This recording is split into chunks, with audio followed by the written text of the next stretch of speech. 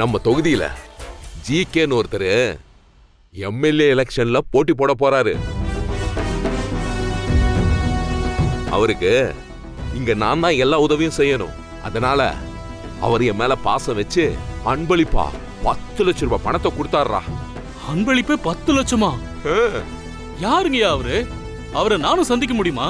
டேய், உன் லட்சணத்துக்கு நீ என்ன சந்திக்கிறதே பெரிய விஷயம். நீ எல்லாம் அவரை பார்க்க ஆசைப்படலாமா? போடா வெட்டி போயல. அந்த 10 லட்சத்தை என்ன பண்றதுன்னு தெரியல. சும்மா கையிலே வச்சிருந்தா செலவாயிடும். அதான் அந்த பணத்தை ஏதாவது பிசினஸ்ல போட்டு பல மடங்கு பெருக்கலான்னு பாக்குறேன். என்ன பிசினஸ் பண்ணலான்னு ஒண்ணுமே புரிய மாட்டேங்குதுடா. ஐயா, எனக்கு இப்பதான் ஞாபகம் வருது. சொல்றா, என்ன பிசினஸ் ஆரம்பிக்கலாம் சொல்லு. ஐயா, பிசினஸ் எல்லாம் இல்லைங்கயா. நம்ம பக்கத்தூர்ல கம்மாயை ஏலத்துக்கு விடுறாங்க. அதை யாரு வேணாலும் ஏலம் கேட்கலான்னு சொல்லிருக்காங்க.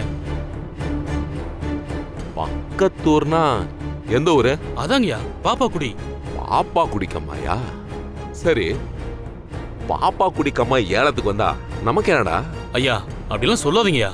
போன வருஷம் எல்லாரும் அந்த கம்மாயை லேசு பாசா நினைச்சாங்க. கடைசியில அந்த கம்மாயை ஏலம் எடுத்தவன் பல லட்சத்துக்கு மேல லாபம் சம்பாதிச்சிருக்கான். இந்த விஷயம் எனக்கு தெரியாது. என்னங்கய்யா நீங்க இந்த விவரம் கூட தெரியாம இருக்கீங்க? அது ரொம்ப நல்ல கம்மாய்ங்கயா.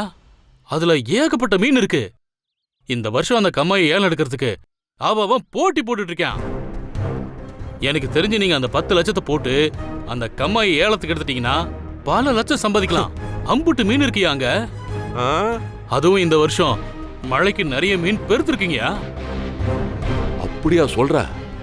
ஏண்டா சுப்பு, இதெல்லாம் சரியா வருமா? ஐயா, நான் உண்மையதான் ஏன் சொல்றேன்.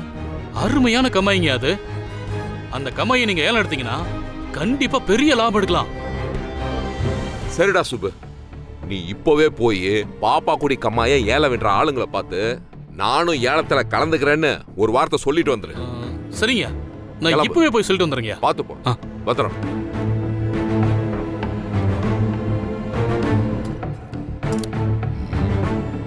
பாப்பாக்குடி கம்மாயை ஏலத்துக்கு எடுத்து 10 லட்சம் ரூபாய் பணத்தை 1 கோடி ஆக்குறோம்.